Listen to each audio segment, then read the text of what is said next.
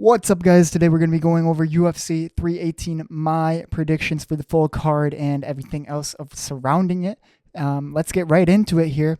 First thing we got are the big prospects of the card. First one, first off, before we go over who they are, let's go over what a young prospect is in my mind, and that is a fun, exciting fighter who is not ranked. So you cannot be a Vinicius Oliveira, a Kyler Phillips. Those are not prospects in my mind because they are ranked. And other than that, they could have fought good UFC opponents or just exciting fighters. Doesn't really matter to me there. So first one we got is Islam Dulatov. This guy is a first round finisher. He's only lost once, and it was a decision in his first fight ever. And after that, he's finished everybody with first round finishes other than one different fight he had that went to the second round. Doesn't even say how it was finished. And this dude can do it everywhere. He can do it striking, or he can do it on the ground. He has like 7 different kinds of chokes. He's got like a darce, a guillotine, rear naked choke, everything you've heard of. Okay, he's got it. So yeah, this dude is just great, man. He's gonna be good. And then there's Ateba Gautier, who got a nasty knockout against one of those durable Mexican fighters that are out there, and just destroyed him against the cage. And his nickname is Mini Ngannou, which, if that's your nickname, pretty big praise for somebody as a prospect here. And hopefully he can be as destructive as Ngannou was at heavyweight. So yeah, those are our 2 prospects. And then after that, we got our veteran names here. Now, veteran names, these are kind of like the people who have been in the UFC for a while and have some name recognition behind them. So I don't want to put on like a Holloway or Poirier, obviously, because they're veterans, yes, but they aren't like I just consider them stars more than a veteran at this point. So that's not going to count onto this list, but still people will tune into them, And so all these dudes here, they've been fighting in the spotlight for forever. Some of them are on the decline. Some of them just aren't really that great, but they're all kind of fun at or near the top 15. So you got Marvin, Vettori, Brendan Allen, Michael Johnson, Dan Ige, and Patricio Pitbull. All of these guys fought good opponents, pretty decent fighters. So yeah, and they've been fighting for a while. A lot of people know their names, especially hardcores. Definitely know all these fighters here. So moving on, though, to the next ones. This is where we get people like Max Holloway and Dustin Poirier under the fan favorite fighters. These are people that are exciting to fight, watch fight, and people really love them, even if they're not even a huge name, right? So, of course, there's the Blessed Express, Max Holloway, always exciting with his unreal volume that he puts out there. There's Dustin Poirier, and this is going to be his retirement fight, so a lot of people tune in because of that alone. But he's always a fun, exciting fighter and has a very exciting fighting style. A lot of people like that. Then there's Paulo Costa, who's a fan favorite. I think more so because of how funny he is outside of the cage and things like that, his personality. At this point, he doesn't get in the cage very often, which people don't love, but I'm putting him under fan favorites because I wouldn't consider him a veteran, really, kind of, maybe. I don't know at this point. But then moving on to everyone's favorite, Kevin Holland. I mean, this guy is just fun fighting style. Can do it kind of everywhere. Can grapple, can strike, and more than anything, people love him because he's active. This is his 4th fight of the year. I mean, that's more than anyone else in the UFC, and people love him for that.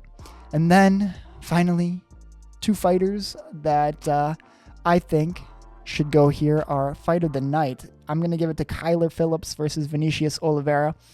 These 2 didn't really fall under any category of those above, so that's kind of why I wanted to put them here. And I also just thought that, these guys might be outside of the main event, the highest level fight out on the card. I don't think Ige versus Pitbull's doing very much. Costa versus Kopylov isn't really going to be all that crazy, or even a Marvin Vettori versus Brendan Allen. I just don't see the level being as high as these 2 in this fight, and so that's why I'm going to put them as fight of the night. But yeah, they didn't really fit into any other category either, so got to put them somewhere. So there they are. And with that, we have gone over the review for this card. And now we can get into our actual predictions. So with our first fight, we have Carli Judice versus Nicolle Caliari. And, with this is the classic striker versus grappler matchup, right?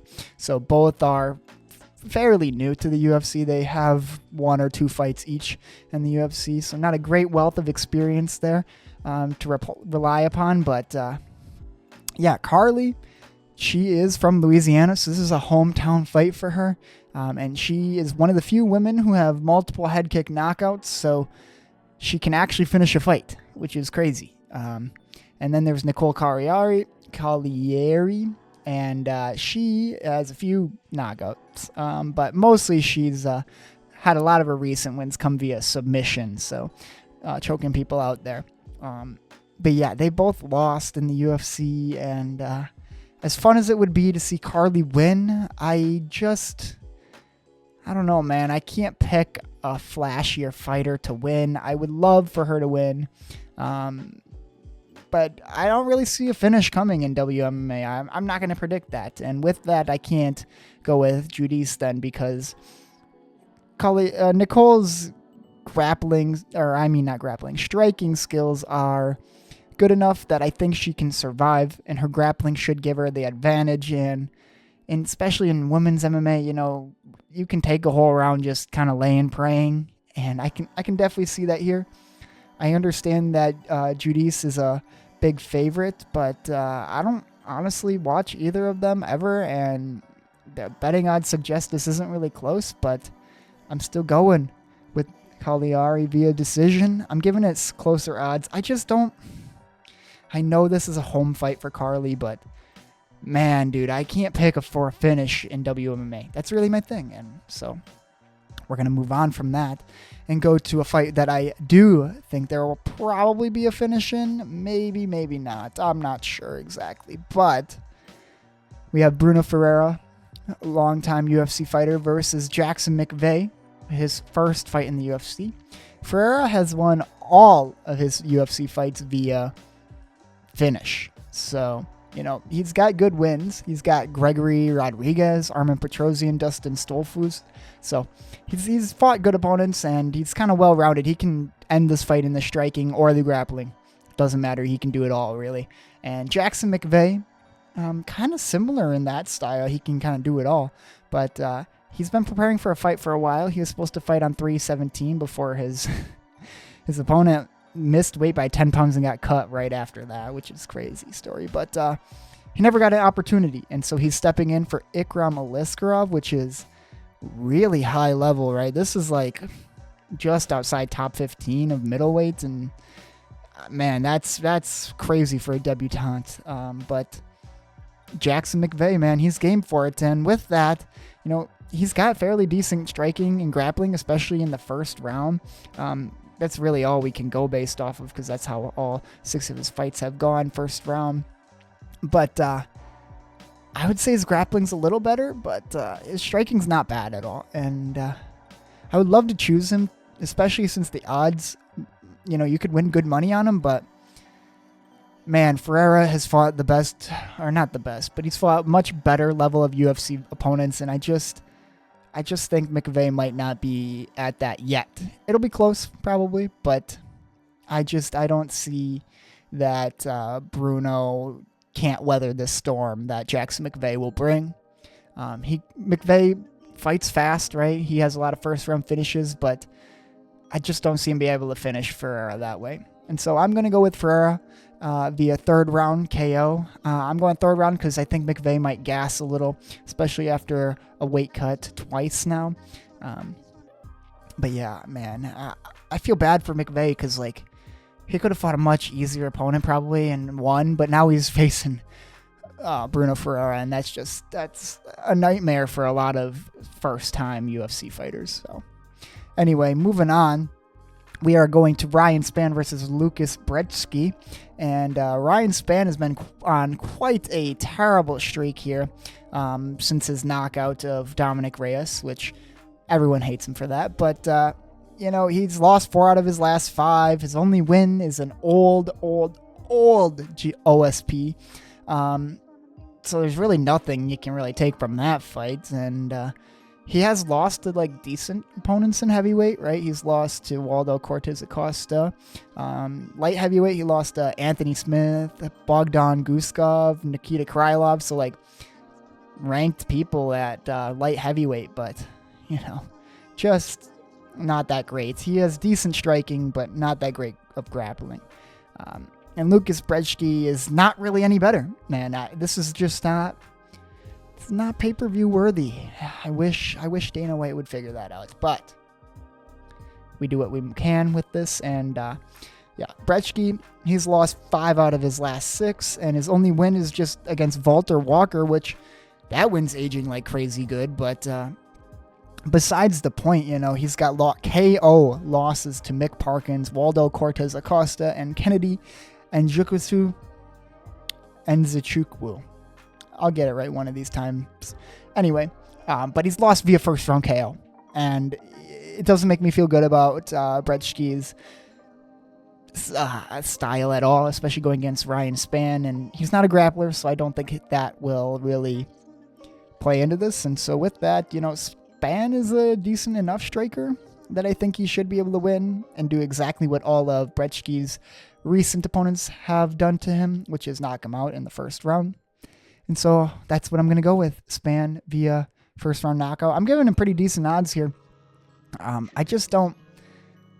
There's no grappling advantage here, and that's really the only reason I would go with Brzeski. And so because of that, I have to go with Spann.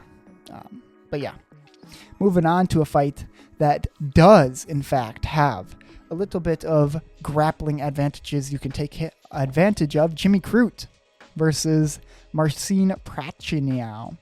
And Jimmy Crute has 2 draws in his last 3 fights, and he hasn't won a fight in 5 fights since 2020, which is a little scary, but he has decent striking and fairly good grappling, so he can hold his own there. He's gotten submitted before, but honestly, I would say grappling is his specialty. So that's Jimmy Crute, and Prachnio is a decent striker who's not that good on the ground.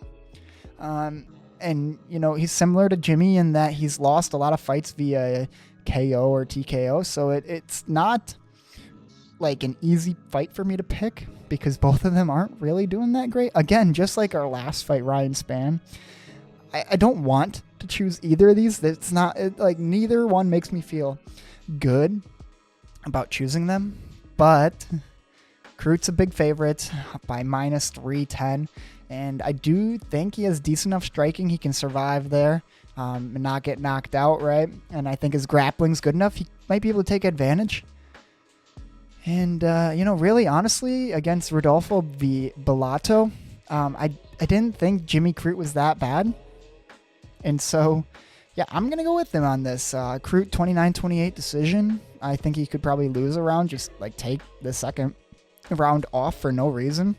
But, maybe he can draw another time. I don't know. But, I'm going with Crute by decision. I'm giving it not that great of odds. I don't really feel good either way about either of these fighters, but it is what it is, right? So we are going to move on to Adam Fugitt versus Islam Dulatov. And in this one, Fugitt is a decent fighter. He's pretty well-rounded, I would say. Outside of the UFC, he has a lot of finishes, but in the UFC, he's faced, I would say, fairly tough opponents, right? He lost to Mike Malott and Mike Morales. He put up decent fights against both of them, right? But he couldn't beat the rising contenders here. And that is exactly what Islam Dulatov is, a rising contender. Obviously, he hasn't fought in the UFC yet, so that is something to take note of. But, yeah, man, Dulatov, he is he's a first-round finisher. And that doesn't seem to fare well for Adam Fugitt here. He is good at weathering the storm, but he makes it, I don't know, man. I don't know. Adam Fugitt makes it tough, but they end up getting it done, right? Mike Malott got it done, finished him. Mike Morales got it done, finished him. I don't know, man. Adam Fugitt doesn't make me feel good about picking him. And he hasn't been able to beat those higher level opponents, and I think Dulatov can do that. I do worry that Dulatov might gas, but yeah, I'm going with Dulatov here, and I'm going to go by second round KO. I think Fugitt's good enough at weathering the storm and making it tough that he can win. But with somebody like Dulatov who just has all these first round finishes and he can do it anyway, striking or grappling, I just don't see Fugitt being able to pull it out as much as I would love for him to. And so I'm giving him not that great of odds, but Dulatov is going to probably win that one. And again, another fight that is kind of similar to that. We have Ateba Gautier versus Robert Valentin. And Gautier, again, a prospect who's a knockout artist. He finishes nearly all his fights. He's fun and exciting. Very much powerful striker there. I do worry about his grappling a little. He has gotten taken down, but he's finished all those fights as well that he's gotten taken down in. So, I mean, not that bad, right? Valentin, on the other hand, he's lost his last two against grapplers. Now, honestly, I think he beat Torres Finney, but that's such a hard fight to judge because of the way the cage control is considered when Torres Finney is fighting. Nonetheless, Valentin's a good grappler, but I think he's a little wild. He can strike as well, and I don't know. I don't like wild, crazy exchanges with Gautier because that just makes me think he's just going to clip you. And if that's the case, it's over. It's game over. So, yeah, I think Gautier probably will pressure Valentin up against the fence in an exchange, and he should probably KO him. I know Valentin should probably play the smart and grapple, but I just don't see him doing that. I don't know, man. He just doesn't seem like the type of guy to fight that smart. But I will give him decent odds because if he does grapple, I could see Gautier definitely gassing, not being able to win, and his power kind of just going. So we'll see. But Gautier probably will just knock him out instead. And I'm going second round KO there. So, yeah. That's that one. Then we have Francisco Prado versus Nicolle Veretennikov. And this is just... Honestly, man, this is not a good fight. I'm going to be honest with you, man. Prado is, got almost no attributes. This dude's tiny for the welterweight division. He's 5'10", 69-inch reach. He's tiny.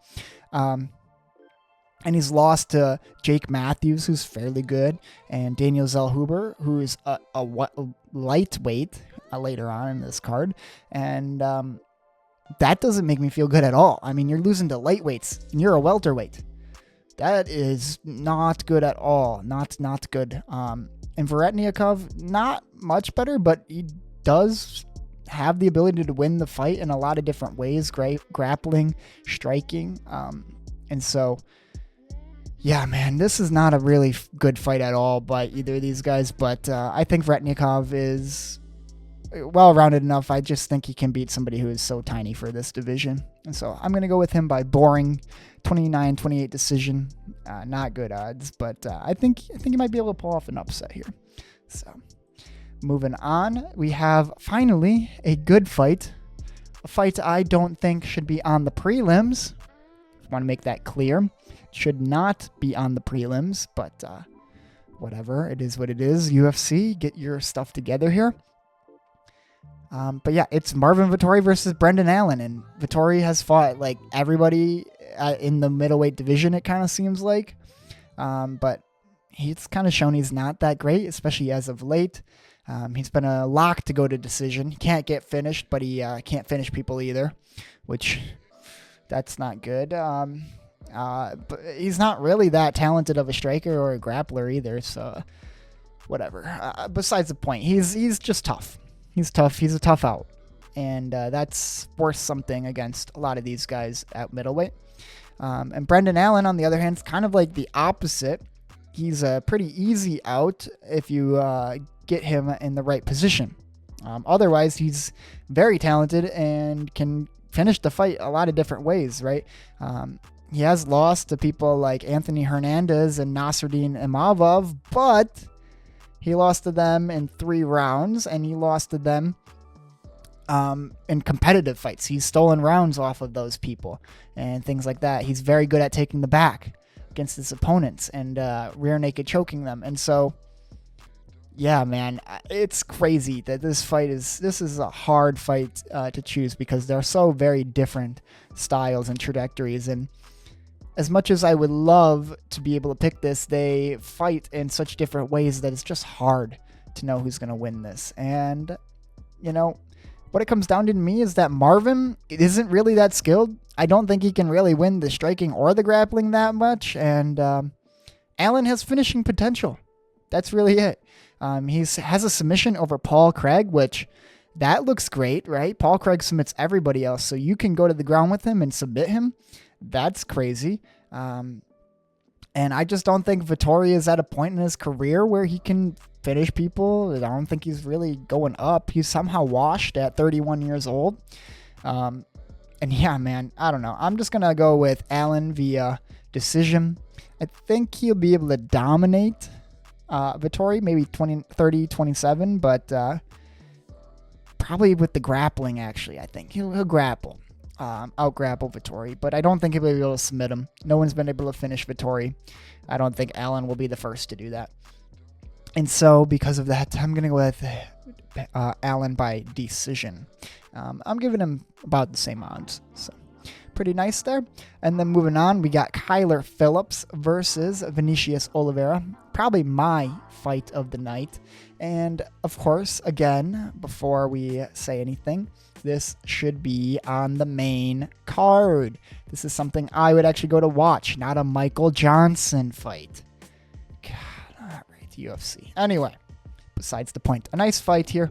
Kyler Phillips, a lot of people think of him as a flashy striker.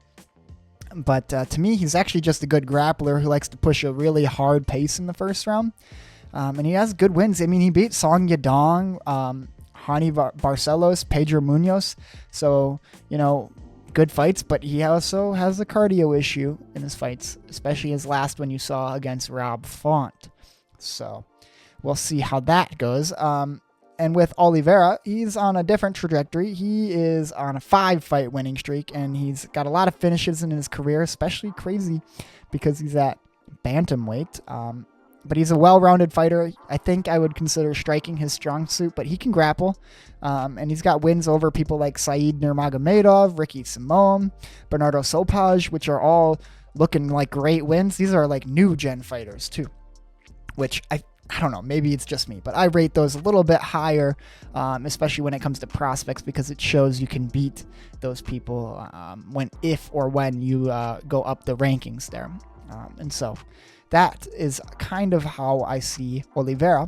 But how do I see this fight going, man? I just think Kyler Phillips needs to finish this fight early if he wants to win. And against somebody like Oliveira, he's tough, man. He is tough, and he's fought through a lot of adversity. I just don't see Kyler Phillips being able to finish him. Not in the grappling, probably not in the striking either. He could win round 1. Just a lot of high-paced grappling opportunities there. Oliveira doesn't love it, but he survives it. And with the finishing potential that Oliveira has, especially in the late rounds, which he's shown before, he can go a couple rounds and still knock people out when he needs to. He's got that little bit of dog in him that I think he can kind of, lose that first round and win the next 2 if needed. And yeah, I'm going to go with Oliveira via 29-28 decision. And, he's going to lose the first round. Really high pace that Kyler Phillips is going to put on him, but he can't pull it off, and Vinicius Oliveira takes over. So that's that one. Moving on, up the card, we're finally onto the pay-per-view. We got Michael Johnson versus Daniel Zellhuber. Johnson, he seemingly fought everybody at the lightweight division. And although his skills are getting up there, his age is getting up there. His speed still seems to be there. So he's still kind of fast, and he's still got that destructive striking power. And And it's resulted in him getting 2 fights straight here, winning both of them. And now he's facing a top, 25, top 30 lightweight, near the rankings kind of type of thing. He might be fighting at a ranked dude pretty soon, which is kind of crazy when you think about it. But yeah, that's Michael Johnson, how he's been doing. But Zellhuber is coming off a split decision loss in a fight of the year against Esteban Ribovic at the Sphere card. And before that, he won all of his fights, and he's got 3 performance bonuses in a row. So he's doing good. Really what this comes down to is that Zellhuber is a striker, just like Johnson, but he's younger and he's got a little bit more range and reach, and he's got a good chin. And so because of that, I know that Johnson can knock anybody out. And that's why these odds seem a little bit crazy to me, that Zellhuber's a minus 600 favorite. But I just think Zellhuber, he's shown he's got heart. He can't get knocked out, I don't think. And so I don't see Johnson being able to do that. And because of that, I don't know, man. I don't think he can win a decision. And so I'm going to go with Zellhuber via 30-27. Maybe Johnson can win a round via a knockdown. I think this should be fairly fun, but not really all that competitive. I think the reach of Zellhuber should be able to just make Johnson a little bit of a sitting duck when it comes to the striking, especially since he doesn't throw that many kicks. So yeah, we're going to move on to a fight that should actually be on the pay-per-view. I think this isn't that bad of a fight. It's obviously probably not that great, but I think it's pay-per-view worthy. So I'm not like that angry about it. But what the fight is, it's Dan Ige versus Patricio Pitbull. And Ige's fought basically everybody, kind of similar to Johnson there at featherweight, especially Ige fighting a lot of these new gen people. Diego Lopez, Lerone Murphy, Mavzar Evloev. He's even fought the older generation. I don't even know if this counts towards older generation, but like Bryce Mitchell, Josh Emmett, Korean Zombie, Kelvin Cater, Edson Barboza. I mean, he's fought a lot of these people, and he's lost almost all of them, but he hasn't been finished. And more importantly than not, he has made them into tough fights. So they haven't been very close. Or I shouldn't say they haven't been very easy for his opponents. They haven't been able to just steamroll Ige. And that's kind of similar to Pitbull, actually. He's got a kind of similar similar style as Pitbull, as well as kind of similar resume there, right? He's fought a lot of the who's who at Bellator, but I don't know, that's not UFC level. And it was proven in the Yair fight. He looked stuck in the mud and never really got going. And so with that, Pitbull could definitely win this fight, but I think he has to win via finish, because I don't think Ige is going to lose a decision to him. I just don't think Ige is that bad of a fighter. And he's not getting finished, obviously. He's never been finished.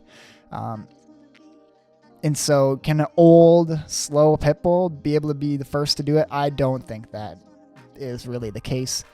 Maybe Pitbull can finish this on the ground if it goes there, but I think Ige is good enough there. He beat up Diego Lopez pretty bad when it went to the ground. That even if Diego Lopez couldn't submit Ige, I just don't see Pitbull being able to do that. And so even if you want to make the excuse that it's a diminished Diego Lopez, Pitbull isn't that level, I don't think, even. And so I think Ige should win this 29-28, 30-27 decision. I basically agree with the odds there. Pitbull has a chance. He has a chance for sure. Similar style, right? Which that's kind of leads Ige to maybe getting hit a lot. But yeah, I don't know. I'm going with Ige. I just feel better about him and who he's fought. I feel like he can make the adjustment a little better. Speaking of adjustments, we got Kevin Holland, who is on his 4th fight of the year. And, he's been kind of making adjustments a little bit. People were making fun of him for, his little gun thing that he was talking about. And then the other thing is that they were like, dude, just stick to welterweight. And he's finally listened, So he's won his last 2 fights. 4th fight of the year. That's crazy, man. And it's only July, so maybe he can get to like 7 or 8. We'll see. This might be a close fight, but welterweight looks a lot better for Kevin Holland, and his long reach. He's not getting bullied by the weight. It's just easier for him to win. And Rodriguez, he's put on a decent performance against Santiago Ponzinibbio. He looked great, actually. But he also has a split decision win over Alex Morono before that, and he's a decent striker, but I don't know, man. I don't know. Against somebody like Kevin Holland, Rodriguez hasn't even been able to beat like a Kelvin Gastelum or a Neil Magny recently, and those dudes are not that great currently. And Holland, I just think, is better than them at this point in his career. He seems to care a little bit more. And so, yeah, I just think Kevin Holland has the grappling advantage. You know, he's got that lanky, good pop on his shot, striking style. And Rodriguez probably will hit him with some good strikes, but I don't think he'll be able to finish Kevin Holland, who can't really get knocked out that well. And yeah, I just see Kevin Holland, you know, getting a knock down, and Rodriguez is scrambling, and Holland's opportunistic. He loves to wrap up that Darce. He did it against Vicente Luque, and I think he'll do it again here. I'm going to go with a 2nd round submission for Kevin Holland. And yeah, I don't feel great because Rodriguez has decent striking. Like, he can make it competitive, and if Holland's going to play this dumb and be like, I'm not using my grappling ever, then it could get a lot closer, but it's Kevin Holland. He's got good attributes. He's good at welterweight. I just don't think Rodriguez should really be that close of a fight for him at this point in his career. So that's that. Now we're moving on to the co-main event of UFC 318, which, just saying that out loud sounds wrong when you're talking about Paulo Costa versus Roman Kopylov. I mean, this fight was barely on the pay-per-view of 317, and now it's the co-main event of 318.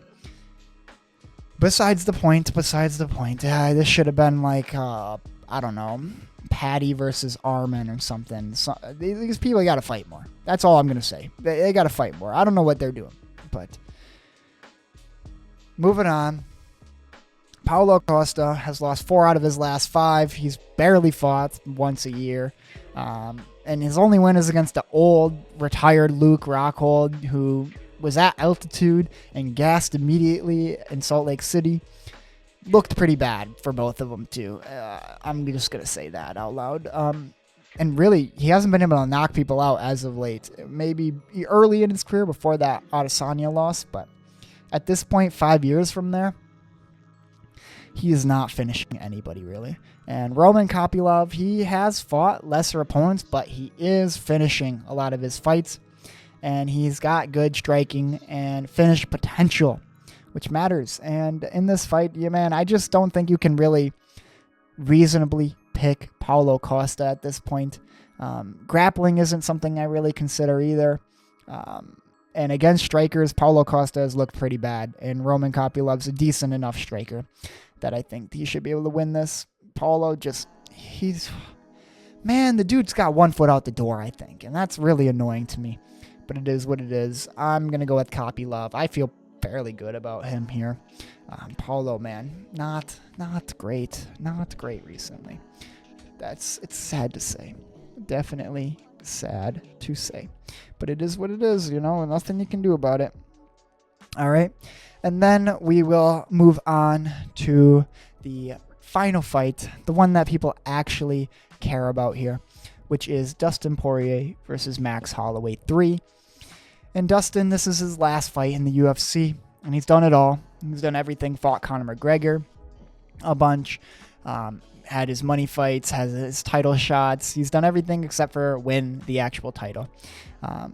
And yeah, he's been an up and down fighter as of late, winning and losing in streaks. I think his last 5 consecutive fights, he's like win-loss. But they've been against good opponents, right? Islam Makhachev, Charles Oliveira, Justin Gaethje. Nothing to be like, oh man, dude, Dustin's washed, right? So not too bad there. Max Holloway, you know, he's not doing much better there. He just is coming off his first ever KO loss against Ilya, which I mean, that's not that bad. I mean, getting KO'd by Ilya. Everyone does that apparently nowadays. But before that, he was on a 3-fight win streak, so he wasn't looking too bad at all. Definitely could be doing great things there. But yeah, both have had long careers. This is their third fight. The first one, we're going to just kind of throw that out, not care about it at all, because it was Max's first fight in the UFC. He might have been like 20 or something, so that's just whatever. But the second fight, that one, I mean, not really recent, 5-6 years ago at this point. I don't even remember. But that one, Dustin dominated Max, and people like to act like it was close. It was not a close fight. Dustin won like 50-45 bad, and I know Max wasn't bulked up to 155, and he just kind of took it because it was a interim title shot at 155, but it was a domination, and no one can tell you anything else than that. And with Dustin, to me, the thing about him is that he's got a similar striking style to Ilya, and that's a little concerning for Max Holloway. And honestly, to me, this is a 50-50 fight. You can go either way, but based on history alone, and this is being Dustin's last fight, he feels he needs to put on a performance. I'm going with him. So I'm going to go with Dustin Poirier by decision. I don't think he can knock out Max. He hasn't done it before. He submitted Max in the first fight, which I think Max has improved a lot there, so that's not happening. And being in his hometown is an advantage. I think so last fight, he's got no pressure on him at all to win or lose. I don't know. I'm going to go with him, but I cannot fault you at all if you're going with Max. I think Max definitely a little fresher in his career, doing a little better currently, could definitely be doing well. But again, coming off a KO loss for the first time in his career, that might make him a little apprehensive. Who knows? But yeah. Hopefully Dustin wins and retires this BMF belt, and we just actually like do real championship fights from now on. Who knows? Who knows? But yeah, that's that fight. Now let's move on to the betting notes here. First thing I want to know is -500 or greater odds, or less than, I don't know, whatever. There are 5 of these fights on the card, and those people who are -500 or greater are a 91% win rate. So basically, they win all the time. And that's 65% chance of all 5 of them hitting, which is, really pretty good 2/3 of the time. Not bad at all. You can win pretty decent money there if you choose to parlay all those people. Speaking of parlays, -300, same thing. We're just going to add 2 more fighters there. And unfortunately, the odds dropped to 29.5%. So like 1/3 of the time that'll hit. But that's really not that bad either. 1/3 of the time for a huge parlay.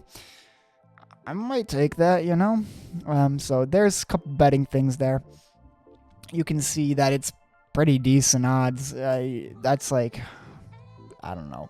I would take it probably if it were me. But nonetheless, moving on beyond that, we have the underdog KO rate. So if you are going to choose an underdog, if you want to choose them by KO, they only do that 19% of the time. Not really that great. 1 out of 5 underdogs win by KO. I don't want to choose an underdog if they're going to win by KO. I would choose a favorite only, really. If you want an underdog, KO is not the way to go. Maybe choose money line or something like that. Or, more importantly, just don't choose an underdog to win by KO. If you think that the underdog will win by KO, maybe go with the other guy instead. So that's that. And then finally, last one is -300 odds or greater. The decision rate is 44%. So if you are choosing those fights that are kind of big odds, they don't go to decision as often as other fights. And so you might be able to win some money on the method of victory, choosing KO, submission, or whatever. That could be a way to win money there. So that's that one. We also have our parlays and confident picks, which, I told you before, you can win a lot of money on these parlays with a lot of big favorites. So you could win $300 if you parlay all of those minus 300 people. And I just told you it's 1/3 chance of winning, according to the implied odds. Okay. And that's not that bad at all. So I would probably take that if I were you. And then you can parlay everybody. There are a couple close fights, and so that really raises those odds. But you can win $5,000 if you get all your fights right, or choose all the favorites, and they all win. And that's not that bad. So I would probably not parlay those, but you can.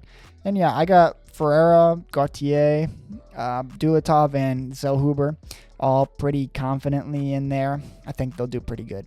So those are my confident picks. And then we got a little bit of statistical analysis here.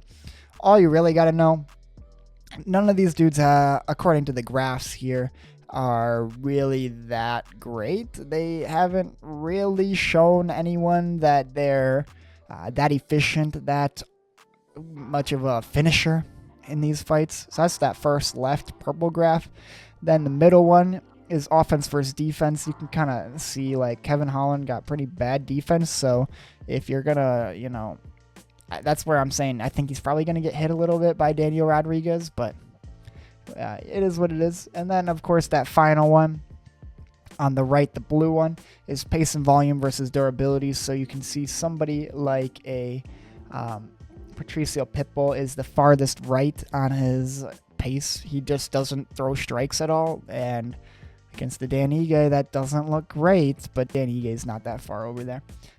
But yeah, these are all just kind of, you can use those how you wish to kind of help you make your picks, basically. So yeah, card review. What do we got? Card rating 3.5 out of 10. This is like under average of a fight card, especially for a pay-per-view. I mean, I honestly, I thought the Nashville card might be better than this. Other than the fact that the main event's good, this is not a great card. There are about 2 out of 10, 2.5 big fights, right? We got the main event. We got, in my opinion, Oliveira and Phillips is like half of a big fight. And we also got Allen Vettori, which I'm going to consider a big fight. It's not really, but I am. And so that's like 2.5 out of 13 fights or 14 fights, however many it's been. Not great. So, yeah. And, of course, we got my predictions and confident picks, which pretty good there. So maybe take my advice. But, of course, this card's going to be awful, and I'm going to get them all wrong. So it is what it is. But, yeah, that is Dustin Poirier versus Max Holloway UFC 318 predictions. If you like the video, please press the like button. Otherwise, yeah, I'll see you guys later. Peace out.